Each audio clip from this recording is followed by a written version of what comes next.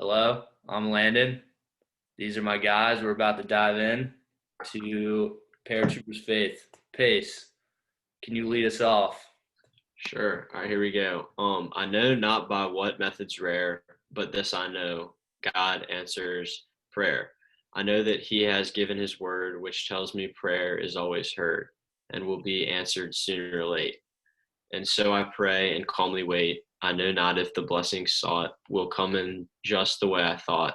Believe my prayers with him alone, whose will is wiser than my own. Assure that he will grant my quest or send some answer far more blessed. James? Uh, he answered prayer not in the way I sought, but in the way I thought he ought, but in his own good way, and I can see he answered in the fashion best for me. Awesome. Good stuff. Um, so just kind of reading that first go through, what I like this to be rather than me just talking the whole time. It's cool when I get to hear more of y'all's perspectives. Just off the bat, what are y'all's first kind of takes from just reading it the first time?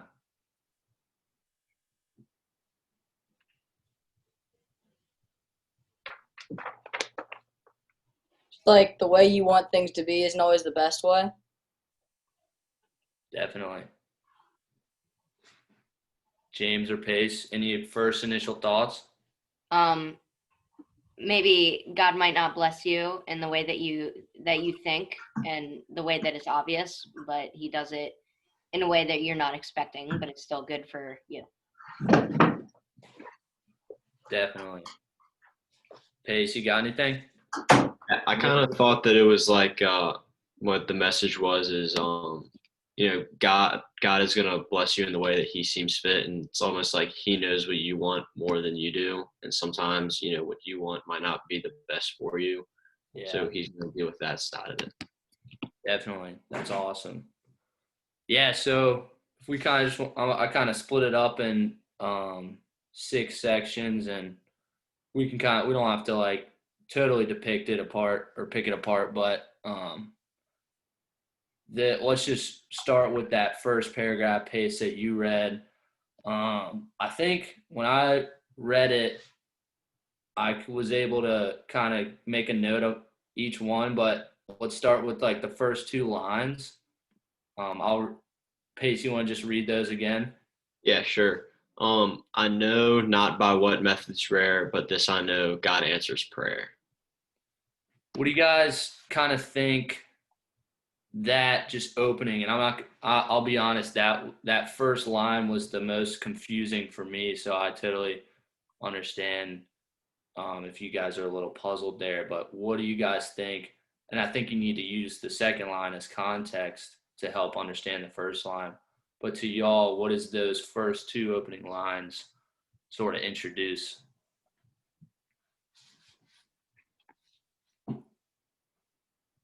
So what I see in the first two lines that really show me, the end of the second line where it says, "But this I know, God answers prayer," sort of sets it up.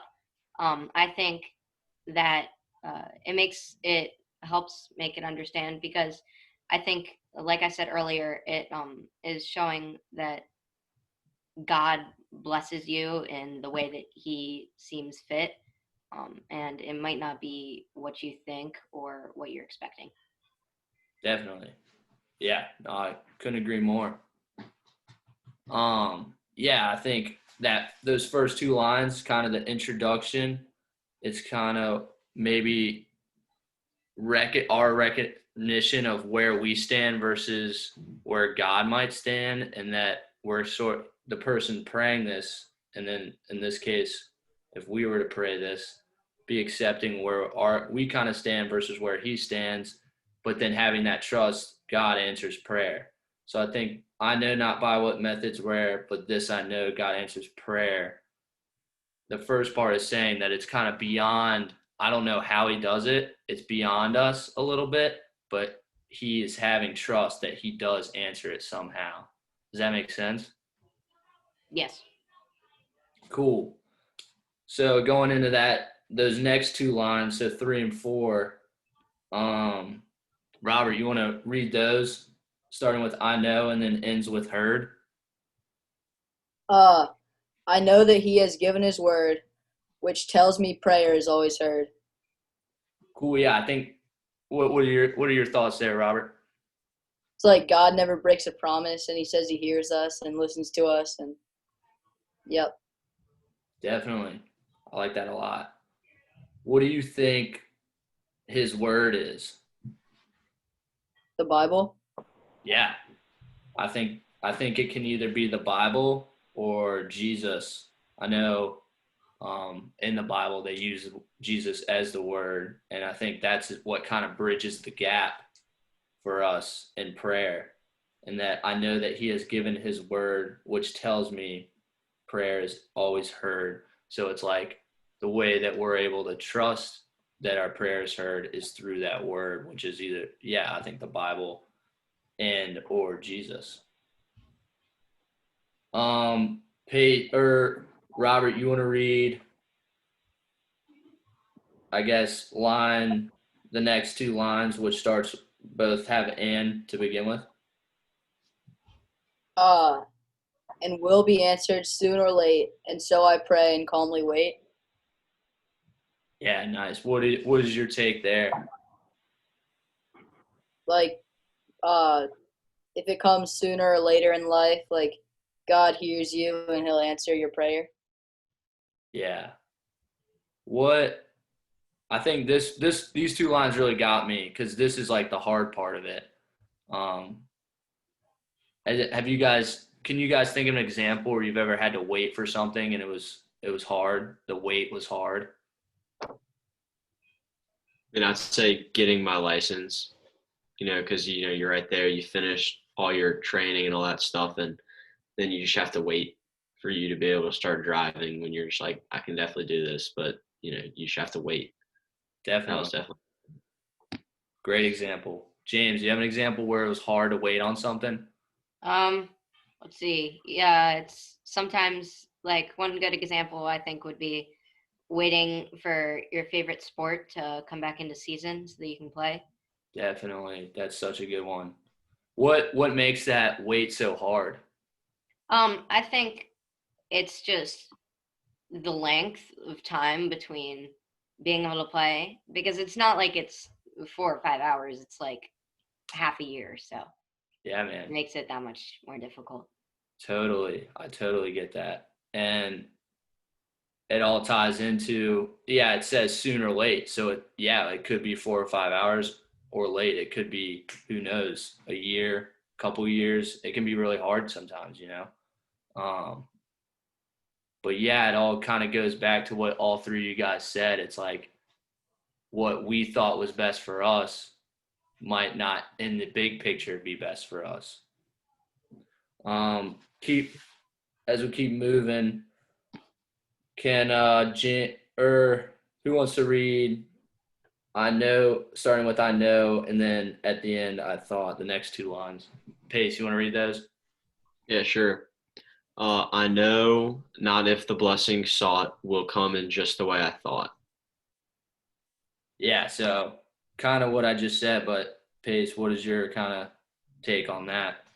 Well, it just kind of talks about, when we kind of talked about at the start as our main takeaways, it's just kind of like you think you want something, but God knows what you want, and it might be different than what you prayed him for, but you just got to thank him, and he's keeping his word in his way. Definitely. Robert, I apologize. Kind of skipped you. What is something you've waited on that's been challenging? I mean, I guess for everyone, like the month between like Thanksgiving and Christmas. Yeah, definitely. That's a really good one. What makes that way? Hit it, Bob. I guess it's just difficult because like everything that's like coming, like you're gonna get to like see your family and like have a big dinner, like get presents and stuff like that. And I guess sometimes it's just difficult to wait. Definitely. Kind of like human nature. Mage, what is something challenging to wait on for you? Oh man, I think one thing I really struggle with is stagnancy, and just that waiting and feeling like I'm staying still. Nothing really specific comes to mind exactly, but it's just there are these transitionary periods in life when you're just waiting to get somewhere and you don't know what to do in that meantime, and that's really, really hard. Yeah, I totally agree with that. I would say coronavirus has definitely been a big wait time, but finding that, trusting that, and then the prayer, just like this prayer, like that wait time sooner or later. So yeah, Mage, do you want to give any insight what we've got so far? Yeah, sure. So one thing that makes, what I think of when I read this is, one thing my dad always said is, if you want find something you want, wait for it, and you'll get it. And basically, life is always changing. We are always changing. There's no such thing as like a fixed state of being. And so as we figure out what we want, that changes as we move toward it. And I think ultimately we do get what we get, although it might not be initially what we wanted, but it is what we want as we progress. Definitely. If that makes sense. Yeah. What do you, Pace, James, and Robert, what do y'all agree there? Yeah. Cool beans. We only got 4 more lines left. James, you want to read starting with but and then ending with own? Okay. But leave my prayers with him alone, whose will is wiser than my own. What's your take on that there? My take on that is that he knows better sometimes for you than you do, because people make mistakes a lot, and that's just what happens. It also says, but leave my prayers with him alone. So that's sort of like entrusting him to make the right decisions for you. Definitely. I really like that. Good stuff, James. Yeah, I think how does what we want compare to what God wants for us sometimes? Yeah. And then to end off that paragraph, Pace, since you read it, want to just end us off with those last 2 lines? Yeah. Assure that he will grant my quest or send some answer far more blessed. Cool. What's your take there? It's just kind of like it says, like, he, like, I guess the writer knows that that God will either grant his wish, or he will send that the person who is praying on a quest that's going to be even better than what the person who was prayed for. So that's kind of what it's like. There are either 2 options, like you're either gonna get something better, or you're gonna get I guess what you asked for. Yeah, it's like those 2 outcomes, and he's having like faith in that for sure. Awesome. Can I add to that? Yeah, definitely go. So towards the end of the last line, it says send some answer far more blessed. So to add on, I think it's that you go on that quest, and the result is either what you were expecting or something better, because sometimes what you're not expecting can be better than what you were. Yeah, definitely. Has that ever happened to you? Or anyone here? Yeah, definitely. That definitely has happened to me. I wanted something for Christmas. I got something different. Worked better. It was better. That's awesome. That definitely happens a lot.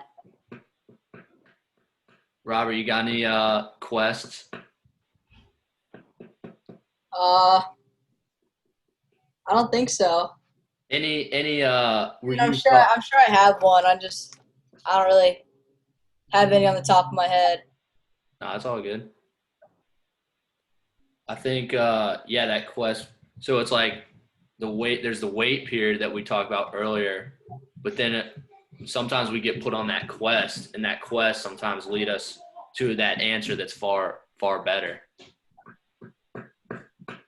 Will Pace, do you have Does any? anyone have any camp examples? Nice.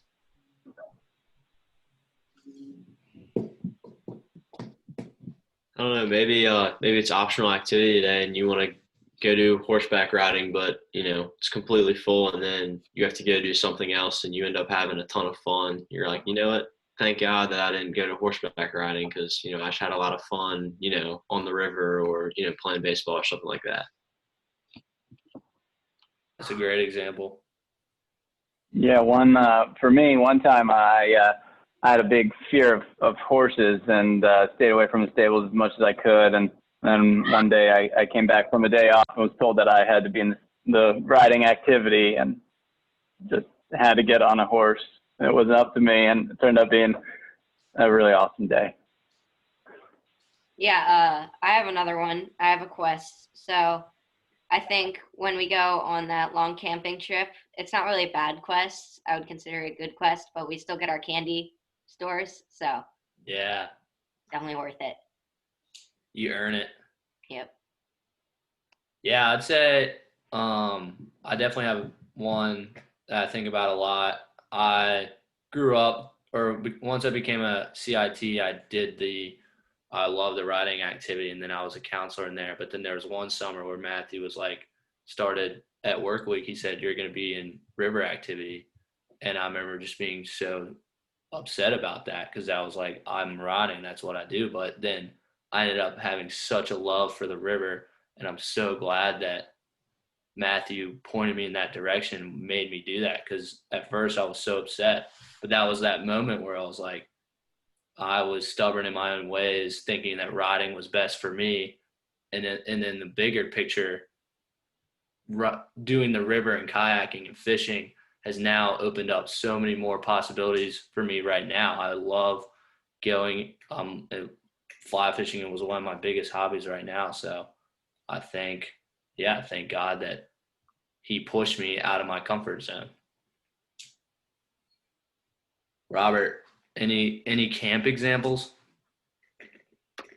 I guess like say that you really want like something for lunch, like a certain like meal or something like that, but then the lunch ladies make something different, but like you end up just liking that like just as much or even more. Yeah, man. Sometimes it's as simple as that.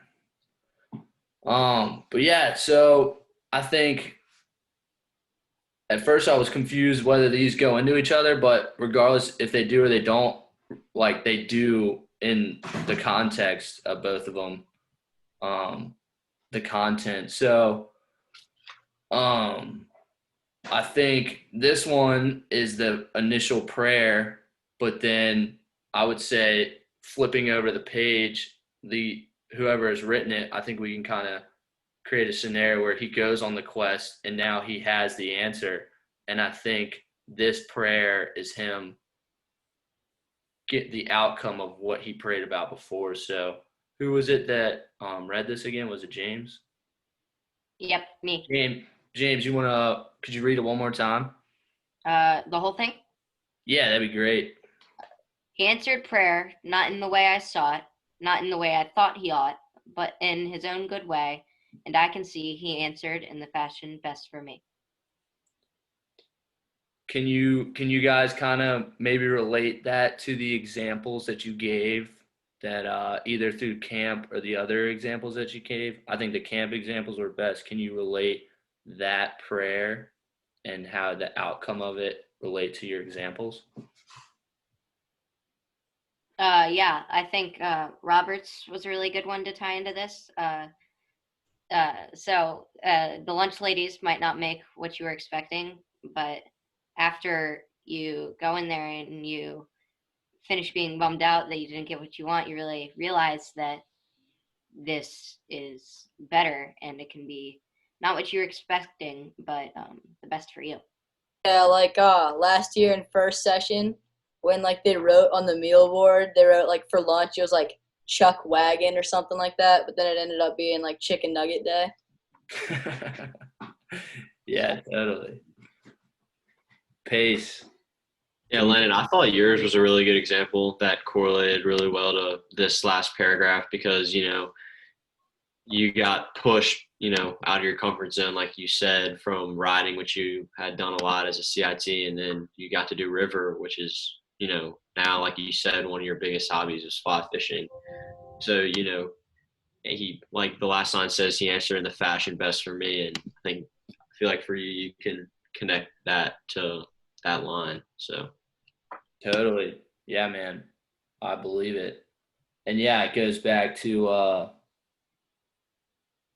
that fashion best for me, and also the kind of God's will is it's kind of like I was stubborn at the beginning. That's what I thought was best for me, but then pushed out of the comfort zone, went on the quest to do river activity, and in the end, the outcome I'm now able to say that was best for me.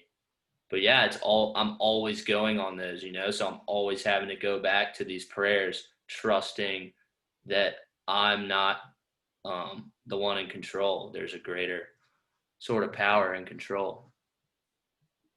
Yeah. So guys, what's a good way? Obviously, we don't like it when our plans don't go our way. What are some good techniques, good methods, good things to try and remember every day when things don't go the way that we planned? I think one good thing to remember is definitely that even if it didn't go the way that you planned, it can either turn out better or that could be your quest, and tomorrow might be the greatest day ever. You gotta look forward to the good things coming. Like regardless of whether you like want a situation or not, like it's completely determined by your attitude, I guess. So if you just keep your attitude in check and just try to make the best out of every situation, then it's gonna be whether you wanted it to happen or not, you're still gonna have a good time. Palace or a prison? What? The other quote, we all, I don't know. Can anyone find that one? Yeah, I think we use that. It's like the other Paratroopers Faith quote. We can make this life either a palace or a prison. You guys heard that? Yes, sir. I just heard the prison part. Like I think Okay. I think my like volume cut out or something. Palace or prison. It's what you're saying. It's the attitude you bring to it, right? It's like the half glass, half full or half empty. It's the things you can control. So yeah, it's like there's things that we can control, and then there's things out of our control. And Robert, I think you hit the nail on the head. Your attitude, what you bring to it, that wait time that we talked about, that hard wait time, we kind of get just like how I was stubborn about being frustrated I wasn't riding. How do I handle that? How does my attitude how do I handle that? The things that are in my control about that situation. And I was showing this to PB earlier, and that's what really stuck out to him was in that wait period, are you going to act out on that anger, or are you going to like sit with it, process it, and then as time goes on, you do the quest, then you'll get the answer in a fashion that's best for you.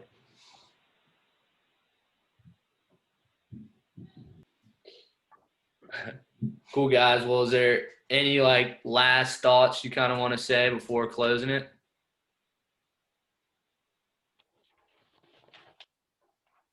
Major?